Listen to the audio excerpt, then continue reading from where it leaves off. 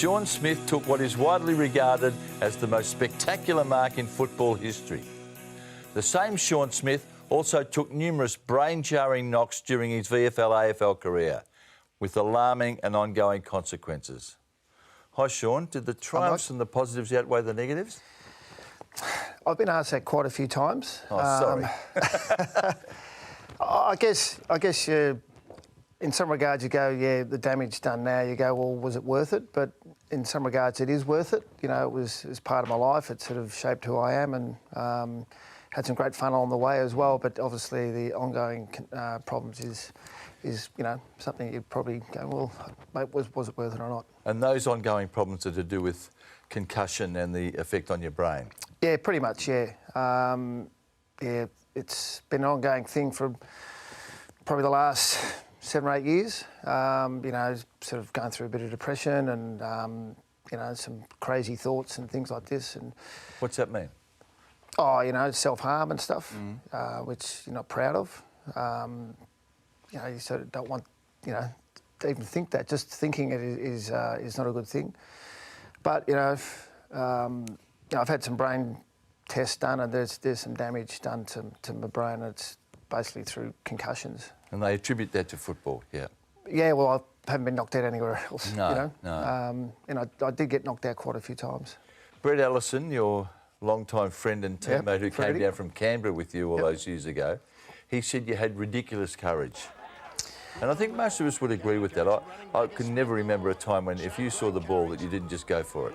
Yeah, and I used to wear that with a badge of honour, so that was the way I played, you know, and, you know, I was a big believer, you know, you could, you know, get knocked out 10 times and, you know, don't go hard once, and people remember that forever. I guess that was in my head. Yeah, I did crunch my body a fair bit, but, you know, that's just the way I played, and it's sort of hard to get that out of you. You can't pick and choose which one you want to go for hard at and just see the ball, get ball sort of thing. How many concussions do you think that you've had over the journey? You played at North Melbourne, Werribee in the then VFA, and Melbourne, and then back to Werribee. So there's a lot of football along the way. Yeah, exactly. I don't know the exact number, but I was talking to a few people from the past, and you know, who watch games, and my mum and all this sort of thing, and we sort of worked out maybe got knocked out 12 times. 12 times. And you're talking about being cold, yeah.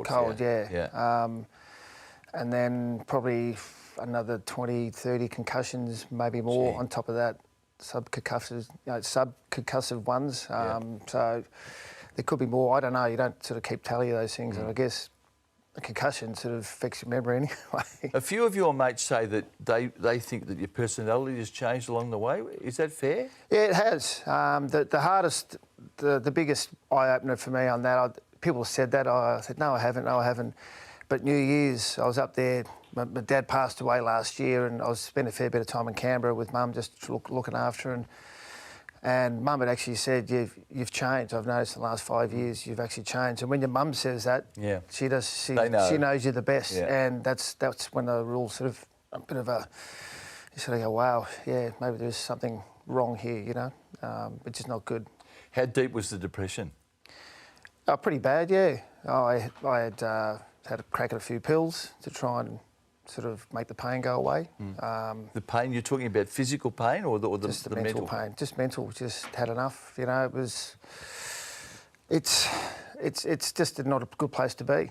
Yeah, and I know a good friend of mine, Wayne Swice, has obviously been through that as well, and he's a great advocate for mental health, you know, issues and stuff, and does a fantastic job. And you know, I spoke to Swatter quite a few times about it, and you know, you just get good friends around you, and you know, and some good medication as well. Is that self-medication or under the? No, under strict doctor's medication. I'll probably take that for quite a long time now. I don't know. I really don't know. I might have to take it the rest of my life. I don't know. We'll see how that goes down the track.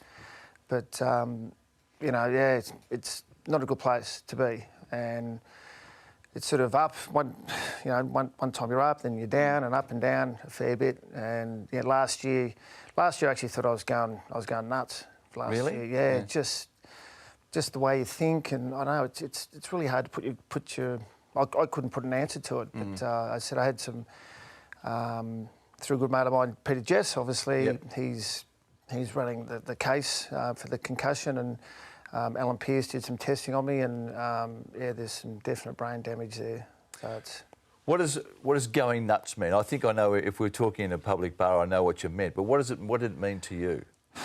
just angry. Like, Yeah. you know, I'm a really easy-going guy, and you know, I'm pretty laid back, and sometimes people think I should be, you know, a bit more enthused, but I'm actually just really calm and collective most of the time. But just getting angry at the drop of a hat, and you know, and just having these silly thoughts and just of hatred, and I don't know, it's Hatred directed at whom? just anything that was in your way, or sometimes it's hard to describe, Mike, and just thinking, this isn't me. What am I doing? You know, staying in bed for 3 days. Really? You Literally staying in bed for 3 days? 3 days. Yep. Did you fear then what might come of you? I mean, you're obviously in charge of your own destiny, but were you worried about what course you may take from there? Oh, that's it. It's always worry about that, and just think, I've got to get out of bed. I've got to get out of bed, and then sometimes it's a really hard thing to do. That's at the worst. So your North mates will find that hard to believe, those that haven't seen you recently. Yeah. All of them have said to me that you are warm, positive, happy-go-lucky bloke. 100%. And I still am that. Don't get me wrong. I'm not walking around like an angry human being the whole time. It's just, especially when stress is involved, and you know, I just don't seem to have the patience anymore. Are you angry that you played football? No, I'm not. No, I'm not. It was, you know, it's just the way it is. You know, some people get lucky, some people do 5 knees, you know, and it's just, I'd never hurt a knee. I never had a reco on my knee. So I guess it's just the way it is. You can't sort of have regrets, I guess, in that regards, because you can't go back. So I want to know how you felt when you saw Shaun Higgins playing for one of your old clubs, North Melbourne, after that heavy hit he took against Hawthorn. Yep. He's back playing 2 weeks later. Yep. And playing very well. But I know your view about this is that a concussion case should lead to at least a 4-week break. I just think I don't know. I'm not a doctor, and people are going to say that. You know, what you're talking about, but I just reckon if you get it was such a big hit. It was like he had a neck problem as well, and he had obviously facial With with his lip, yeah. with his lip open and stuff. So it was a decent hit. And to play 2 weeks later, I just think your brain can't repair itself well enough, I don't reckon. And if he was to get another hit that game, things could go wrong for him, you know. Just have a look at Liam Picken at the Doggies. Yeah. You know, he's in a bit of trouble because he played through some concussions last year, and it does long-term damage. When we talked about the Higgins situation earlier, you're angered by it. Yeah, it does. Because we meant to have this concussion policy, you know, which is great and all that sort of thing. And I reckon they've done well with the cleaning up to the game of the front-on contact and the head high and all the cheap stuff. I reckon they've done a pretty good job of that. But I'm not saying in football you're not going to get hit in the head. It's a contact sport, but it's how you manage it and for your long-term health. And to get knocked out like that and play 2 weeks later, I don't see that as looking after your health. Paddy McCartan? Yep. He's another one. Yep. And he's got a history, hasn't he? Yeah. Got to get rid of the stigma of, you know, toughen up, all that sort of thing. Yeah. You know, I guess it's something you really can't see. Yeah, it's just one of those things you just have to, I think, take out of the players' hands and you know, say you're not playing for the next 3 weeks, 4 weeks, whatever. If you were the match review officer, Yep. and the Newey case came before you, what would your decision have been? I don't think that's a report. I don't think it is. Yet Carl Amon was concussed in that incident. I don't know the actual ruling, what they've gone by with that, but I'm talking about you and your knowledge of concussion and the effect of head. I'm not saying that as soon as someone gets concussed, it's a free kick or a report. There are accidents in footy, you know, there's things that are going to happen. But I thought the Nick Nat, it was fairly forceful tackle, but it was a push in the back. maybe a fine, maybe a week. I don't know. I'm not really up to date. Grey area, isn't it? Oh, it is. I feel sorry for Nick. All he did was tackle someone. He wasn't maliciously trying to hurt them. You know, and you don't like seeing anyone get concussed. I can tell you that right now. As soon as I see people getting concussed, I feel for them. Well, Carl Amon said later that he thought he was okay, and then he was in a fog. So clearly, there's been some impact on his brain. Yeah, 100%. Yeah, so you're almost the standard month off if you're concussed. Well, I think the boxing industry, if you get knocked out when you're boxing, you have a month off. Why is that? Yeah. You know, you know, obviously they're right on top of that sort of thing. You've got a boy playing football at Melbourne. I do, yes. How do you feel about him playing at AFL level with the risks involved? You should ask his mother that, really. She's horrified him playing football because he was playing basketball at the Geelong Supercats in the Seaball League, which is a high standard, and he was a good basketballer. But Joel just wanted to play footy, so I can't stop the son playing football. Were you pleased when he said he wanted to play footy? I had mixed emotions in some regards, because I think he was destined for a good basketball career. But yeah, if it makes him happy, I'm happy. Yeah, and he went to Melbourne, obviously, which made it a lot easier for me, because obviously they're a great club and I'm ex-player and stuff. So yeah, it's yeah. But I mean, I love watching him play, because he's a good athlete and it's good watching him run around. But yeah, he's got a bit of father in him, hasn't he? What, injury? Yes, he gets injured quite easily. But round one last year, did he take that big chest mark and then wrecked his shoulder? Yeah, exactly as I said. He's got me in me. He got injured in the first 20 minutes of his first game. People reckon he runs like me, but in fast forward, he's got me covered for speed and athleticism. He's a good athlete. Did you need to convince his mother to allow him to play? No, not really, no, because Joel just wanted to do it. And as I said, if he wants to do it, we can't stop him. What about your daughter, Amy? She's a pretty good sports person too. Yeah, she's a good basketballer. It's funny, Amy was thinking about playing football, because I was coaching at the St Kilda Sharks in the Women's League. And on the way into the game, Joel's first game, we're talking about it, and Amy goes, yeah, I might come down to training and have a run around. And of course, Joel goes down the first 20 minutes, and we're in the rooms, and his mum walks up and goes, there's no way Amy's playing football at all. No way at all. And I go, yeah, fair enough. And she meant that? And she meant that. Yeah. She said it with such passion. Yeah. Well, you're now an assistant coach at Richmond. Yep. In the AFLW. Is it AFLW or VFLW? VFLW. Yeah. So are you subtly trying to talk her into having a crack at Richmond, or have you now accepted that she won't play? I don't think she'll play, no. I don't think she will. You prefer coaching girls than blokes, don't you? Yeah, I've said, you know, obviously Kate's at Richmond. I'd said to Kate, I don't think I'll ever coach men's footy ever again. I just love coaching the girls. Why? One, because they listen, which is a big thing. You know, they're like just big human sponges. They just take on information and go and do it. Obviously, you're dealing with a little bit of different emotional set in some regards. So you have to alter your training and the words you use and stuff. But apart from that, it's fantastic. And you know, gratitude is a big thing. After every training session, not that you're after gratitude the whole time. Yep.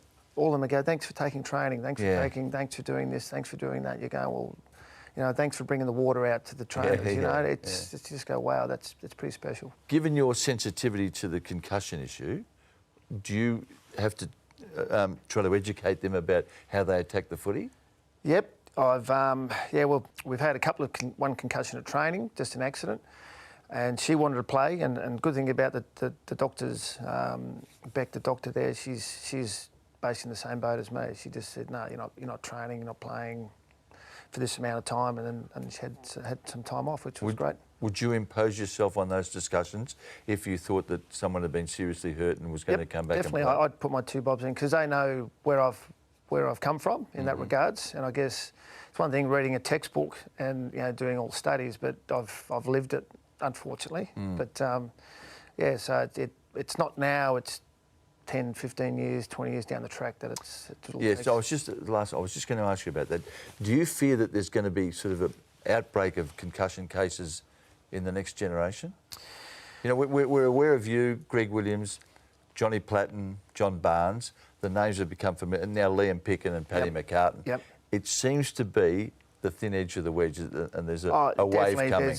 There's a lot of guys who I know who are just you know, the good thing about what's happened, us coming out about this sort of stuff, is that it started a conversation, you know, and I've talked to many people, you know, and ex-players that I've played with North, hadn't seen for years, and I say, how you going? Oh, I'm struggling, you know, and I've had to be on some heavy medication to stop their mood swings and stuff like that, and these guys got knocked out a fair bit.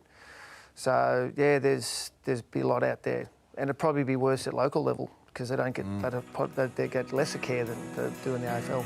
Shaun, you've donated your brain, have you not? You promised your brain yes. to the brain bank. Yep.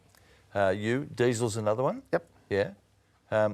That's because you believe that they'll see the damage and hopefully find the origin of it. Yep. And perhaps improve the treatment. Well, they're looking for a thing called CTE, chronic traumatic encephalopathy. Yeah. I think I said that right. Which is going to be diagnosed after death. So I don't need my brain anymore when you die. Hopefully, I don't need any time soon. But yeah, they want to try and just work out how to treat it, or how to diagnose it while still alive. I'd say, you know, and try and stop this thing, because it's something that doesn't show up on MRIs or scans. Yeah, and it, you know, drives, you know, and basically rewires your brain, you know, and it's not a good thing. Would a helmet have helped? No. Helmets are great to stopping like lacerations, and it will take a little bit of impact away. But if you get hit hard enough, there's still inertia going through your brain, and your brain rattles inside your head, and the fluid that's in, and really, it's not going to really help that much. What was the worst of the many heavy knocks you took to the head?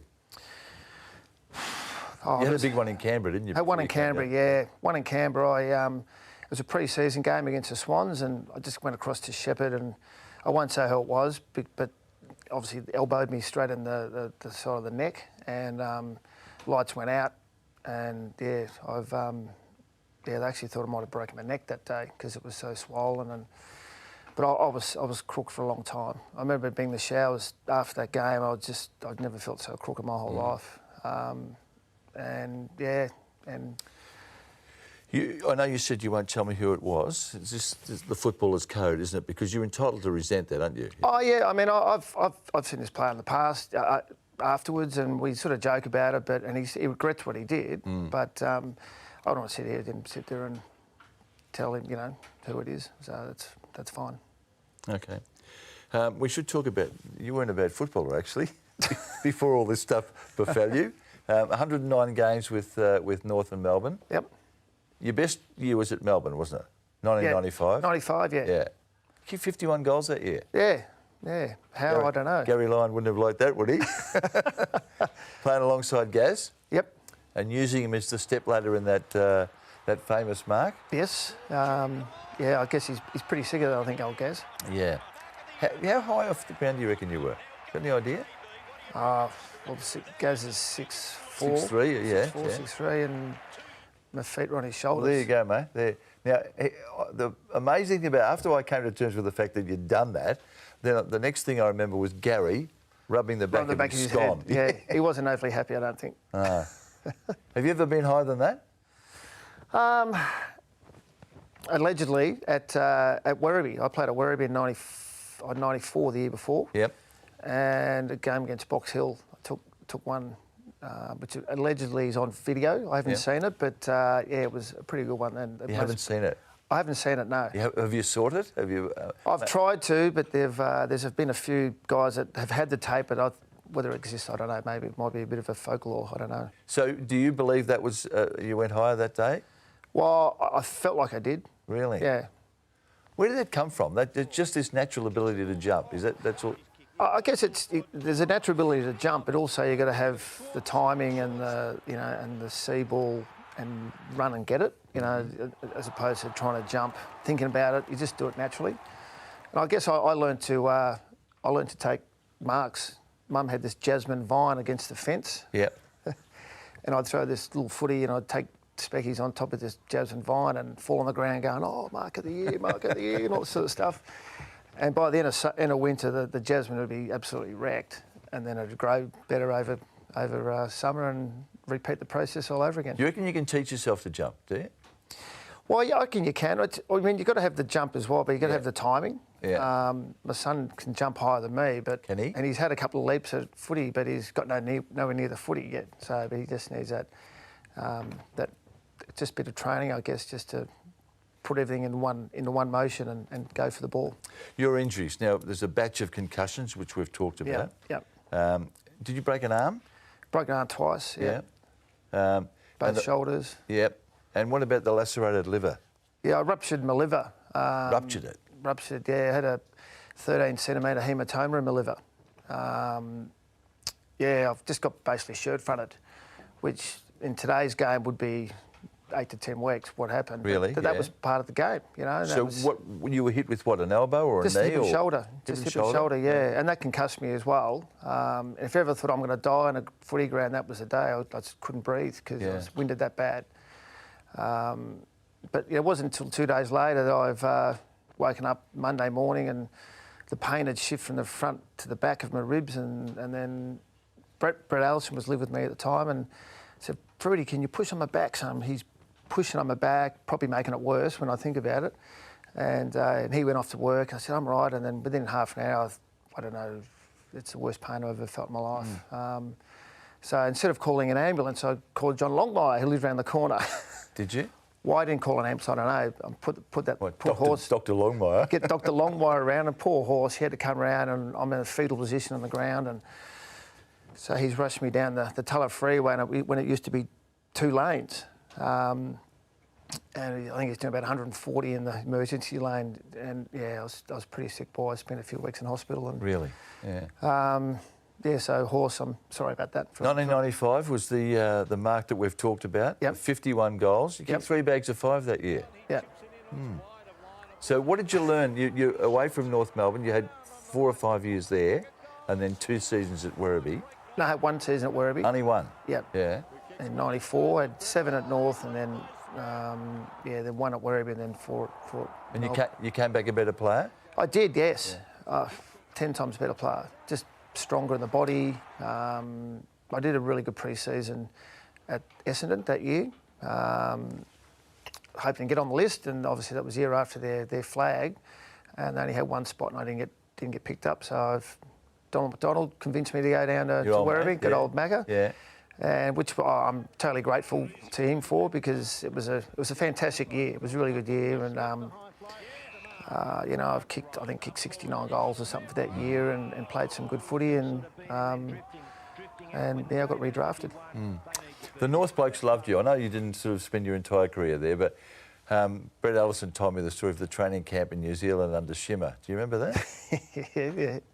And Brett just couldn't go. Do you pick up the story? You were climbing a mountain, weren't you? Oh, we had to go over to New Zealand, and we're in these mountains, and we're at the bottom of this mountain. We couldn't see the top of the mountain because it was in the clouds. You know, we're going, wow, that's a big mountain. And we're walking up this mountain, and it was just relentless hours and hours of a gradient like this. Literally hours, yeah? Hours and hours and hours. And Brett's not known for his endurance, I guess. He's a fast twitch man. He's a fast twitch fibre man, yes, that's it.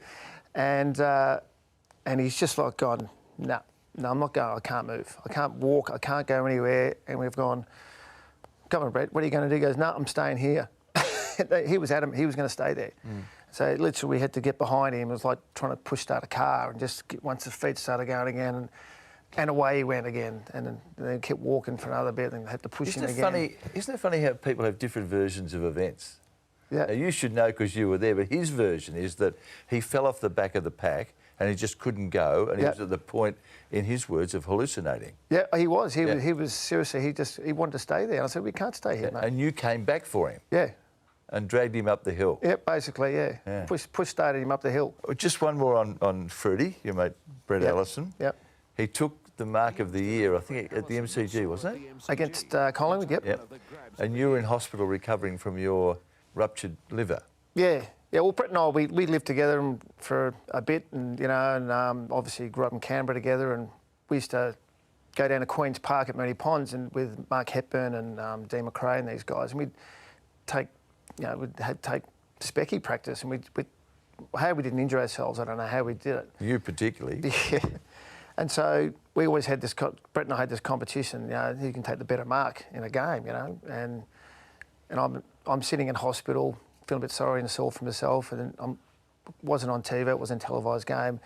I think it might have been Rex Hunt or something on the radio, and Brett's taken this mark, and the radio's nearly exploded with just, and the crowd, you could hear it, and they could hear it replaying, and I'm going, oh, what's he done? No, he's got me.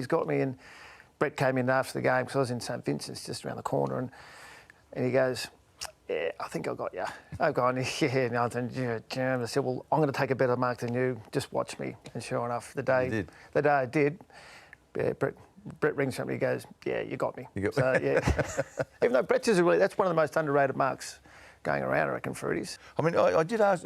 We started by me asking you whether the positives outweigh the negatives in this career. When you list all the downside, the things that have befallen you in that time, you must wonder whether it's worth it. Yeah, footy was pretty cruel to me, I must admit. When you analyse it, the amount of injuries that I've had, the scars you've got all over your body, just the head knocks and that sort of thing, and